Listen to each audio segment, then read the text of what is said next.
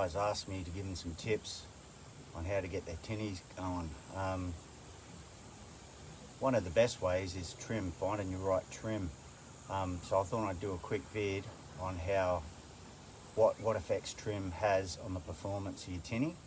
Like on these barra style punts, it makes a hell of a difference. Like most of them have got rockers built into the hull, and they have a tendency to porpoise really bad. Unless you can get them to actually trim out on the last sort of like, I don't know, third, maybe quarter of the hull and settle down, you're not really going to get any really high speeds out of them. But I suppose most guys just use them for generally fishing and don't care, but a couple of guys are looking at getting their tinnies going and trying to get a bit more speed out of them. So I was just going to do a quick run up this straight. What I'll do is I'll have the motor fully tucked in, I'll get it up on plane, and I'll nail it and see what speed it's doing, and then watch how much speed picks up as I trim out. It'll give you an idea of, you know, once you get it trimmed out, how much extra speed it gives you. All right, so I'll give her it.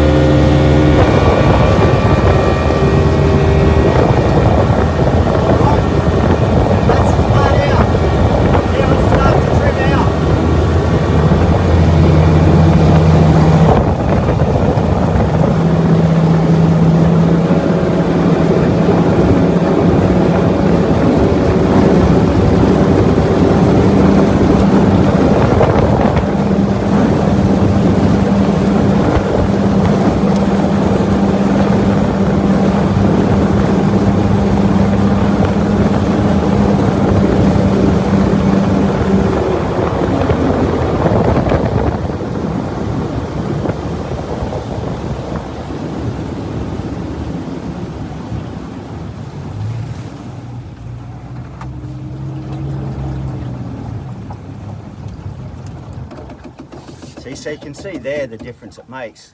Like given I've got like a 18 pitch prop on now, so obviously the motor's going to be labouring, and like these numbers are a bit exaggerated because of that, but even with like a little 14 or a 15 pitch prop on, you can see the difference. So what I might do, if I've got enough time, I've got a little 15 alloy in there, I'll drop the motor and do the same test again with a 15 pitch. But yeah, but that gives you an idea of how much of a difference it makes.